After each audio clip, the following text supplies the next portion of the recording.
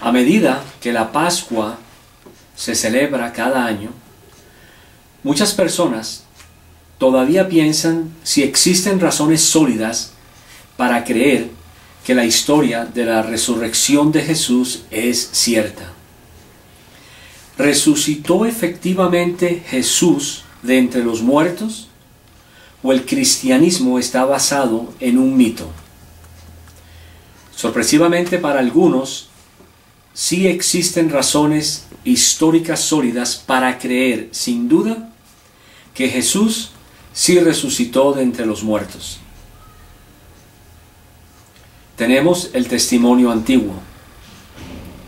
Existen múltiples fuentes históricas tempranas que testifican de la crucifixión de Jesús, incluyendo los 4 evangelios del Nuevo Testamento, varias de las epístolas de Pablo y otras epístolas no paulinas. Curiosamente, la crucifixión de Jesús no está solo certificada por el Nuevo Testamento, sino también por un gran número de escritores seculares. Está también certificada por varios historiadores no cristianos y escritores que incluyen al historiador judío romano Josefo, al historiador romano Tácito, a Luciano de Samosata, Mara Bar Serapión y aún el Talmud judío. Esta es sin duda una notable cantidad de testimonio histórico de un antiguo evento, particularmente de fuentes provenientes dentro de los 20 años y hasta el final del siglo III de la muerte y resurrección de Jesús. En contraste, la primera biografía de Alejandro el Grande fue escrita 400 años después de su muerte. Además del antiguo testimonio de la crucifixión, los registros médicos originarios de la crucifixión en los evangelios indican que Jesús no hubiera podido sobrevivir los rigores de la crucifixión.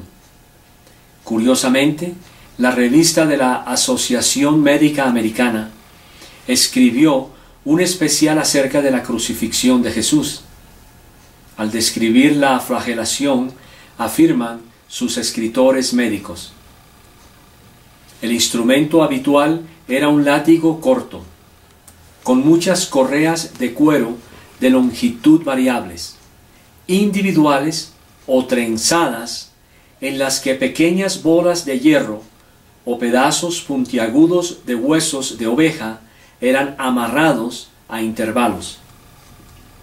El hombre, al ser azotado, era desnudado de sus ropas y sus manos atadas a un poste vertical. La espalda, nalgas y piernas eran azotadas. La flagelación tenía la intención de debilitar la víctima a un estado cercano al colapso o a la muerte. En la medida en que los soldados romanos golpeaban repetidamente la espalda de la víctima con todas sus fuerzas, las bolas de hierro causaban profundas contusiones y las correas de cuero y huesos de oveja cortaban la piel y los tejidos subcutáneos. Así, en la medida en que la flagelación continuaba, los cortes rasgaban los músculos subyacentes consumidos, haciendo que colgaran tiras de sangre sangrientas.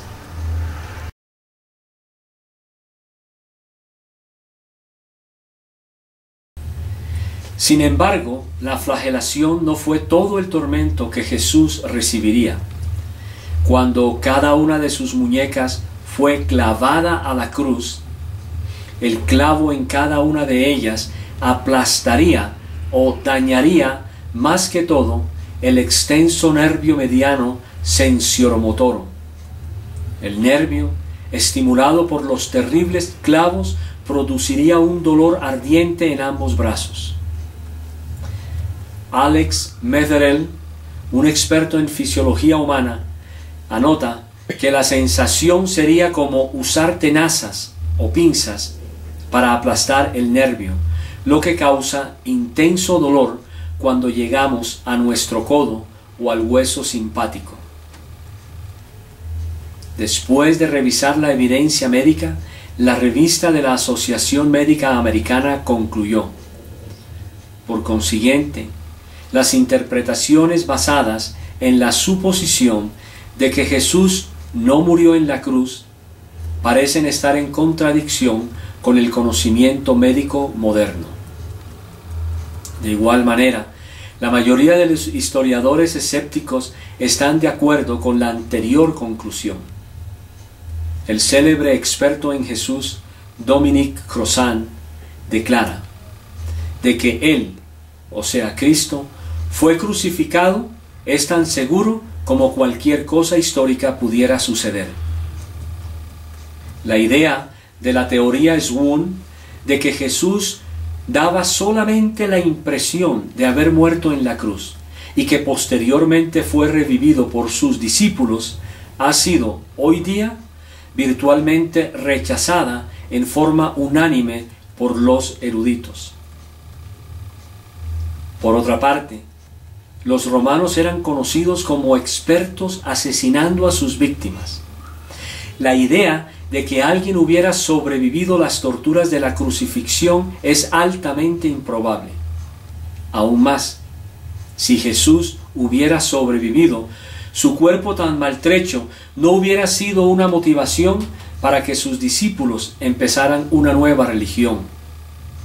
Si Jesús se les hubiera presentado en medio de ellos en forma sorprendente y sangrienta, diciendo: sobreviví a la crucifixión, lo que Jesús hubiera necesitado en ese momento era atención médica, no reverencia como el príncipe resucitado de la vida. Adicional a la crucifixión, existen numerosas razones para creer que la tumba estaba, de hecho, vacía la mañana de la Pascua. Esta evidencia puede resumirse por las tres siglas en inglés JET.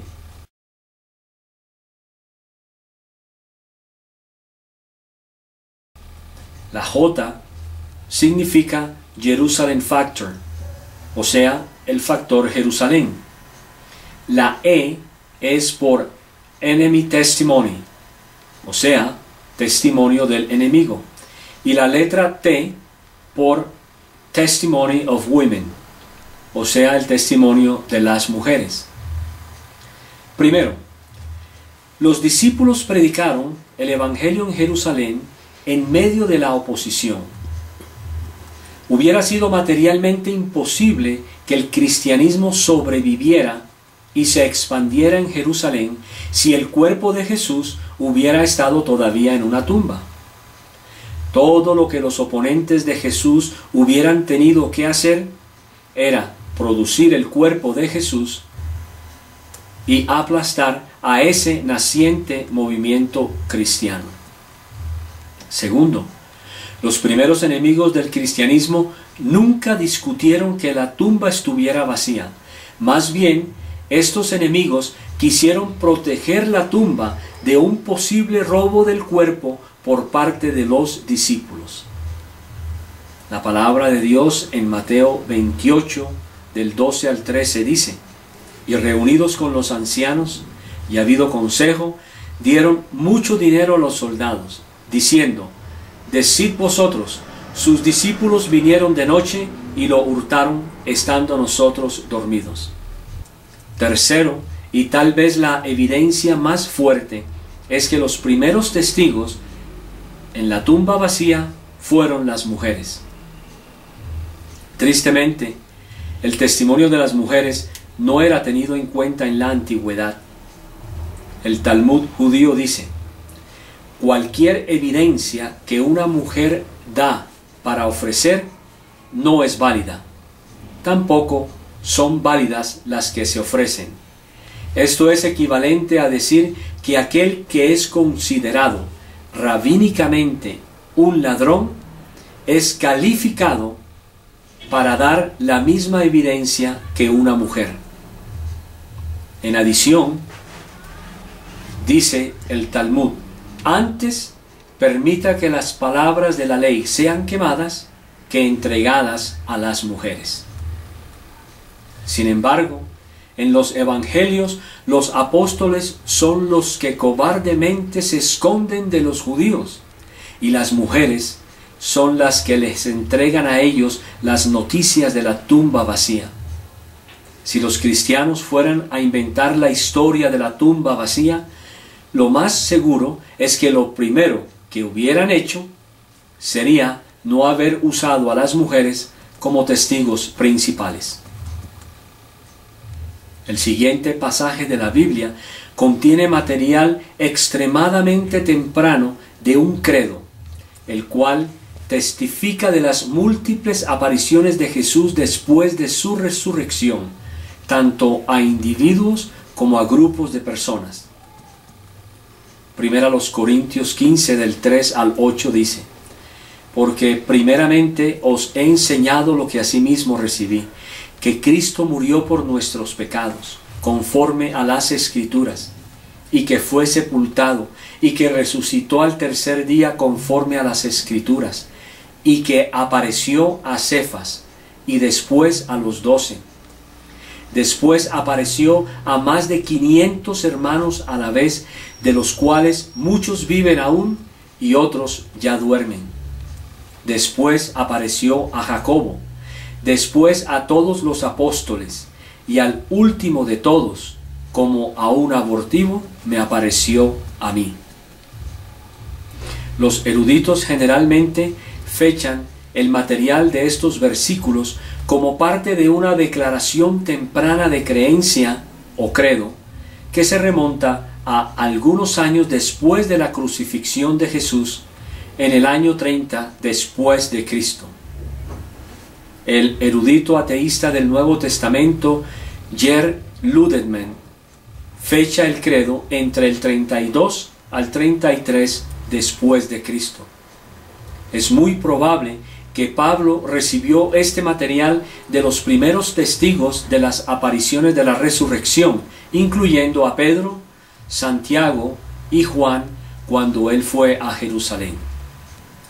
Este testimonio de los testigos sugiere que Jesús apareció a un gran número de testigos, incluyendo Cefas, los 12, a más de 500 hermanos, a Santiago y a todos los apóstoles. Los primeros discípulos de Jesús no esperaban que su gran Mesías, llamado Jesús, hubiera tenido que enfrentar la crucifixión y que haya resucitado de entre los muertos.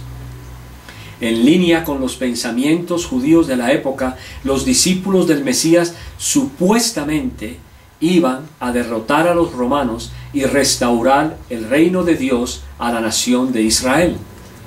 Así lo afirma la palabra en Hechos 1:6. Entonces los que se habían reunido le preguntaron diciendo, Señor, ¿restaurarás el reino a Israel en este tiempo? Es claro que los discípulos no esperaban la crucifixión. De hecho, fue una vergüenza para la fe de ellos. Sus líderes principales habían dejado a un lado la fe y se habían convertido en escépticos e incrédulos. De todas las personas, las mujeres fueron las primeras en darles las noticias de la resurrección. Pero algo sucedió que cambió radicalmente a estos discípulos cobardes y patéticos, a convertirse en anunciadores valientes de este nuevo conocimiento de un Mesías judío que había muerto y resucitado en medio de una cultura hostil. Estos discípulos estaban dispuestos a morir por su fe, y muchos de ellos realmente enfrentaron la muerte. Todos los 12 apóstoles murieron martirizados, con excepción de Juan. Ellos cambiaron radicalmente su día principal de adoración del sábado al primer día de la semana. Empezaron a adorar a este hombre llamado Jesús mientras todavía afirmaban ser fieles judíos monoteístas, algo que era extremadamente radical y blasfemo al judaísmo de la época. Y lo hicieron porque algo sucedió en esa primera mañana de Pascua.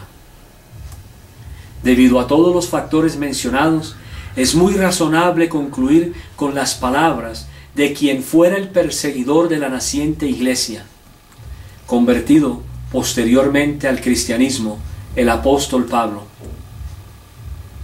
Y cuando esto corruptible se haya vestido de incorrupción, y esto mortal se haya vestido de inmortalidad, entonces se cumplirá la palabra que está escrita: sórdida es la muerte en victoria. ¿Dónde está, oh sepulcro, tu victoria? Ya que el aguijón de la muerte es el pecado, y el poder del pecado la ley. Mas gracias sean dadas a Dios, que nos da la victoria por medio de nuestro Señor Jesucristo.